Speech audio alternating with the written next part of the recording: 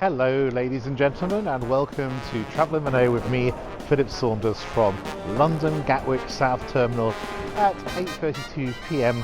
on a Thursday evening. And you can see that my hair is in an extreme mess. There's only one person who's going to disagree with that, and that's my mum, because she likes it longer. But everybody else, I say, get it cut short. Well, as a result, an extreme solution is needed, and I've decided to take an extreme day trip to Istanbul. It's not really a day trip, it's 2 overnights, but no requirement for a hotel, and time to get my hair cut at a true Turkish barber's.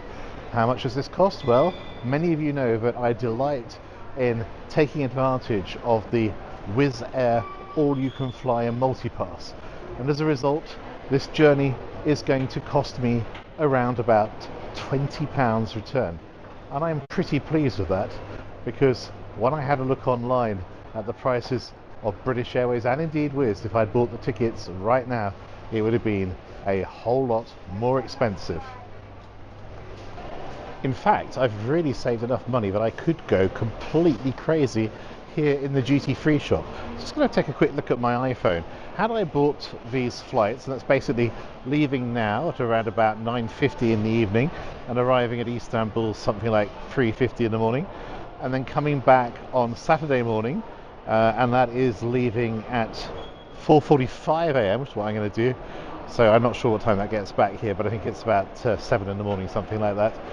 And basically, if I bought that on Wizz Air's website this morning when I booked my multi-pass tickets, that would have cost me £222.75.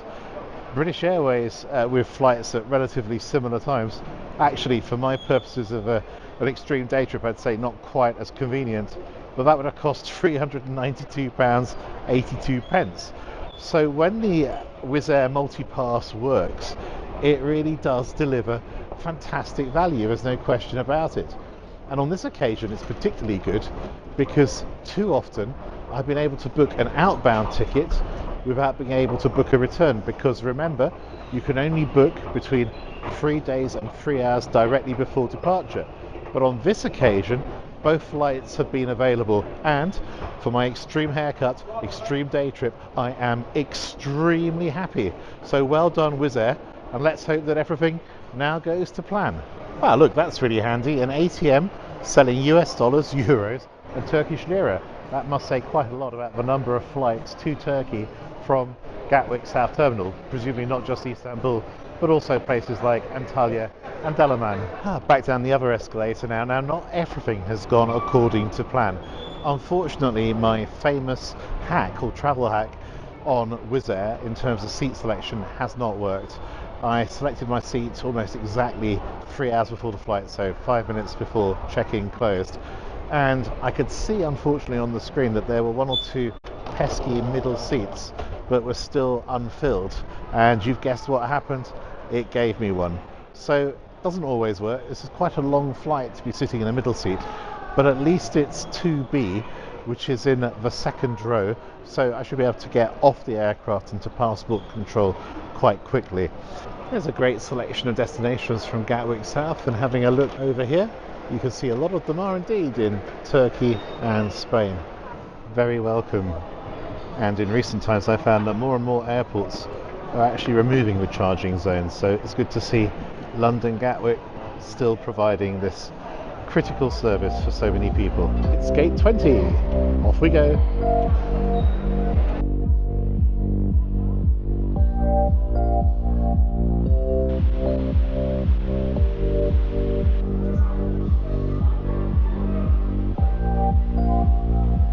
Well, this has all worked out surprisingly well. You're not really allowed to film on Wizz Air, so I'll just keep the camera on myself. But I've ended up with an aisle seat because nobody's turned up for it. Hope that's not a no-show. It's probably just a bit of luck. And best of all, and of course I can't really go into the details on this, but I'm sitting next to one of Britain's finest journalists. I can't reveal her identity. We're having a fascinating conversation, and I'm listening to one of the most stunning radio voices in the world. This could be my best flight ever. This is the new Istanbul airport. Actually, it opened just before the pandemic, so it's not that new anymore. but it's a long way out of town. But I have to say, everything's gone extremely well. This has been a flight from paradise. It arrived a little bit early, so I was through the passport controls very, very quickly and out onto the land site at 3:50 a.m. And you know, this idea of an extreme day trip does work out, because you can now see the daylight streaming through the windows behind me. Once I got here, I had a little walk like this. I was feeling rather sleepy, and I went straight to a most pleasant coffee bar called Cups and Clouds, which is just here behind me. Had a mint tea and some water, and fell fast asleep for around about 3 hours. I think that's all I need to be active today and get to the barbers and sort out this mess and see what else I can get up to in Istanbul, which I might feature in some other films. So the big question now is how actually to get to the city. So we'll keep following the signs here to the metro, which apparently is about a 12-minute walk. Mind you, that will wake me up perfectly fine just at this time in the morning. And there's a hairdresser here, but that's not what I'm looking for. I want a proper Turkish barber. The present of travel. You can never beat it.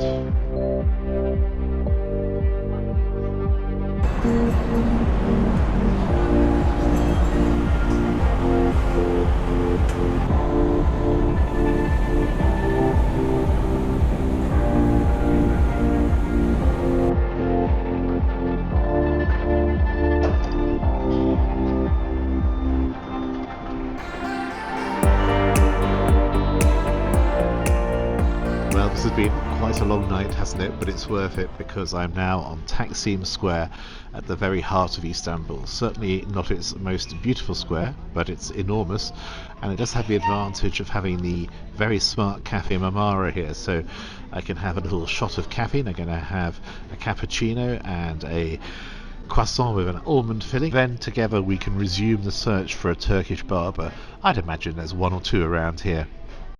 I've not gone terribly far, I'm still on Taksim Square, and according to Google Maps there's a very good Turkish barber in this building behind me through that doorway on the second floor. I have to ring to get myself in, so let's hope a language other than Turkish is spoken. It's this one, coiffeur, I think that says. It's very similar to French, and Suleiman, clearly a Turkish name. Right, let's press, see what happens.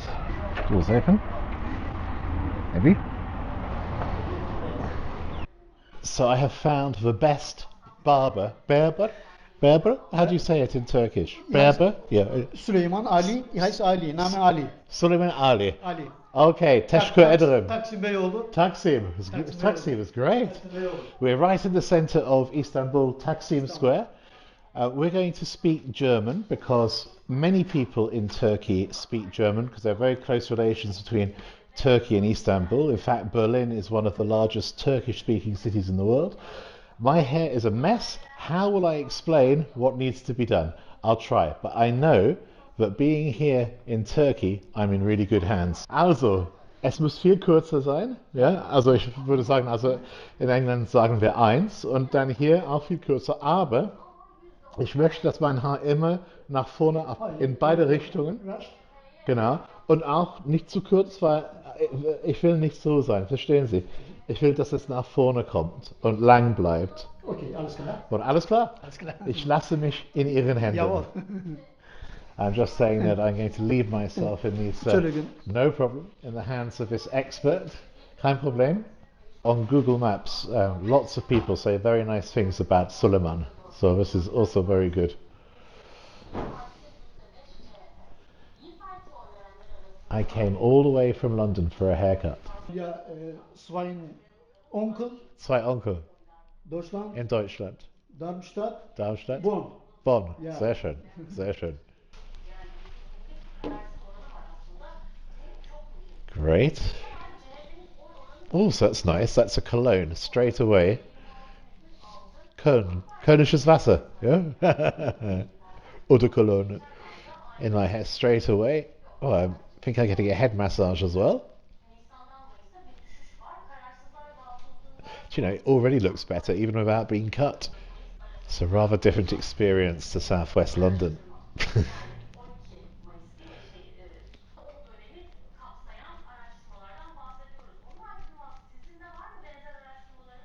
It's invigorating. It's a good way to start the morning. Here we go. Hoş geldiniz.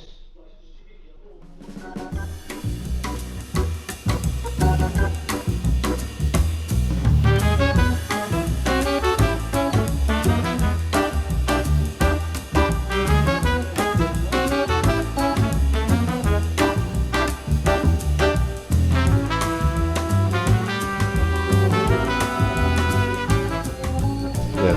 Galatasaray Galatasaray, but not Ama- Fenerbahce. No, Fenerbahce not good. Huh? Liverpool. Liverpool, okay, yeah. Are you? Ipswich. Ipswich. The story that I am telling now is to come to Istanbul, Yeah. to come to true Turkish Barber, because it's the best experience, right? No hotel. I arrived this morning and I leave tonight. It's amazing. I come to get my hair cut. Really? Very good. Excellent, yeah. Yes, prosperous. Galatasaray. Yes, Beşiktaş, yes, yes, it's very good. Kadıköy, Fish, Kadıköy. fish as well. Lamachan. I don't know how do you say Lamachan? Lamachan. I love Lamachan, yeah? I love it. It's great. Do you like Lamachan at home? Do you know what it is? Yes, that's it. Lamachan, yes.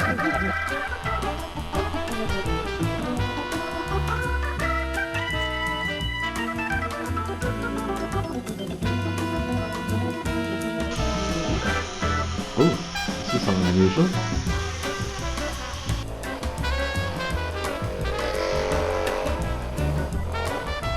Even my arms. Where will this end?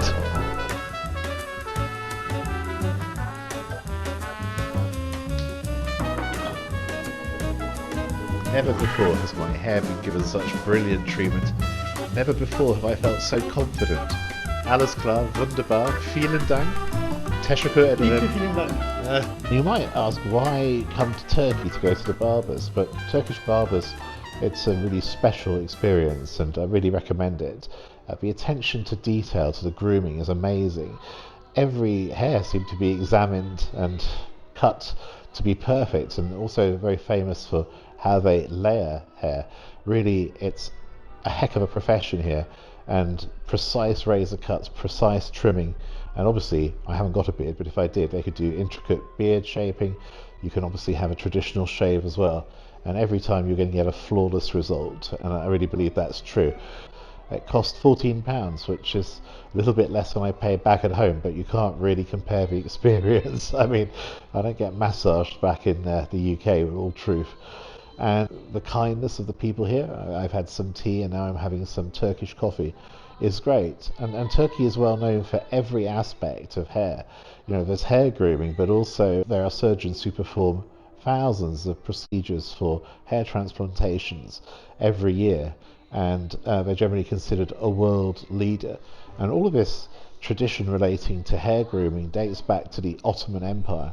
And if you wanted to be a barber back then, you actually had to pass a series of really tough practical exams. Even your neighbours would measure your composure under pressure and see what happened if you made mistakes. And those who were quick to anger would never become barbers. And this mentality still actually exists in Turkey today. It's an important, respected profession. And even some school children start working with a master Turkish barber during the holidays when they're kids to be apprentices, and then take years of experience to become real barbers. I hope that you would agree that an extreme day trip to get your hair trimmed in Turkey is a great idea. Well, it's about 2:15 a.m. in the morning at Istanbul airport, and all my usual careful planning has gone horribly wrong. So what happens with extreme day trips? I arrived in the arrivals area, which is where you come out from the underground, went to Cafe Nero, bought some drink, and then immediately fell asleep on the table. And of course, I didn't complete my check-in before 3 hours before departure, which means that I'm going to have to check in here at the airport, and I don't have priority, so there may be a queue. And I'm afraid that beyond that, I'm also going to have to pay a fee. I'm not quite sure how much it is, but we'll find out very, very shortly. Really annoyed with myself. That is a mistake. I don't make that many when it comes to my flights, but it just shows that an extreme day trip when you're travelling overnight in both directions without a hotel may sometimes cause extreme exhaustion. Oh dear, this isn't going to be so fun. Unfortunately, falling asleep has a cost. I don't have priority, so I'm going to have to join this rather long queue to get my seat. I really do feel very, very silly. Never mind. The handling agent for Wizz doesn't know how much this is going to cost, and I've got to walk halfway back across the airport to pay. Great. Okay, well this is getting very confusing. He says that my ticket includes airport check-in. Now I have to be honest, I'm pretty surprised at that, because I've not bought any extras at all. Well, I have absolutely no idea why, but that has worked out extremely well for me. I've got an aisle seat, okay, back of the aircraft, but that's fine, and a free seat next to me, and it hasn't cost me any money for a reason I don't understand. As far as I can see, I am guilty of an infringement of Wizz Air policy, but somehow I've got away with it, so I'm very grateful. Off we go to the gates. Boarding completed now on this Wizz Air flight. I've taken my seat, 36C. I'm exhausted after this extreme day trip, visiting a Turkish barber and ending up in a nearly even closer shave with Wizz Air. So now this is my opportunity to get some rest, and we'll see you again in London.